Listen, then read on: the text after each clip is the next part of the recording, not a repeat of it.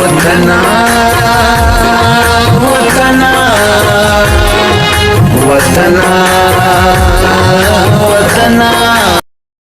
سلامونه ګرانو کتونکو، هیله لرم چې تاسو به ټول روغ جوړ او خوشحاله یاست. زه ستاسو کوربه اعظم خان مندوخیل، تاسو ګورئ وطن چینل.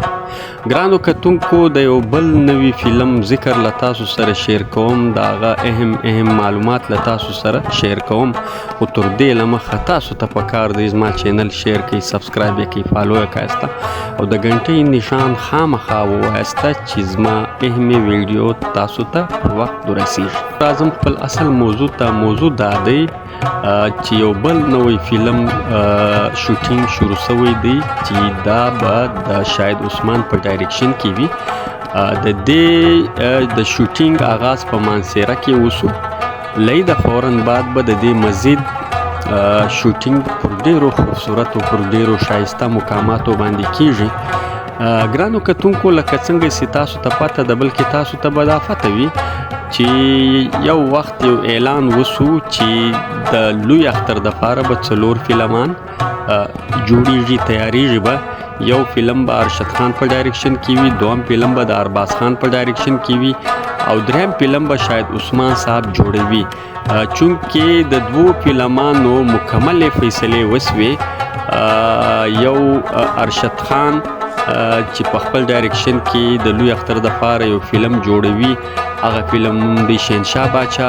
بل د ارباز خان په ډایرکشن کې چې کوم فلم د لوی اختر دپاره جوړیږي، د هغه نوم دی بدماشي به درنه پاته کم.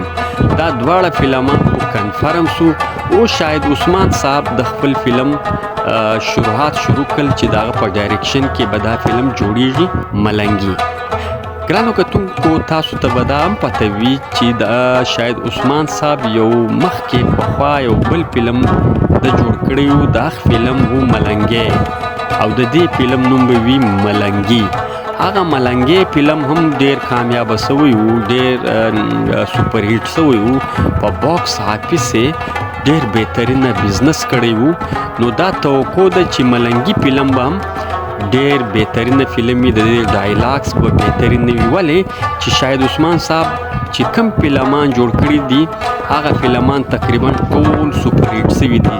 شاهد عثمان صاحب تر اوسه پورې 18 19 یا 20 فلمان په خپل ډایرکشن کې تیار کړي دي، جوړ کړي دي.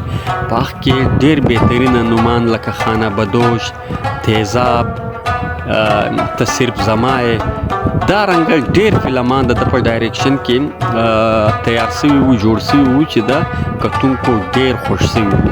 نو دا رنګه به ملنګي فلم هم ډیر بهترینه فلم وي، ډیر شایسته فلم به وي. په دې فلم کې د 2 اداکارانو فیصله شوې ده.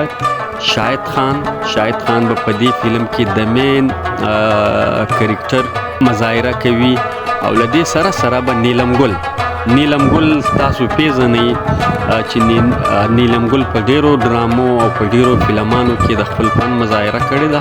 په دې فلم کې به نیلم ګل له شاهد خان سره په ملنګي فلم کې کار کوي او داسې خبر هم تر ما پورې را رسېدلی دي چې د نیلم ګل په دې فلم کې به کردار د یو کوچۍ وي، کوچۍ ښځه به وي، دا کردار به دا لوبوي. او دا فلم به په 14 اګست د پېښور یو سینما د فلال دا فیصله شوې د پکچر او سینما کې به د دې فلم په 14 اګست باندې نمایش کیږي. ګرانو کتونکو، دا و د ملنګي فلم معلومات چې ما له تاسو سره شیر کړل. تر بل خوندور پروګرام پورې مو په لوی بادار سپارلي یاسته.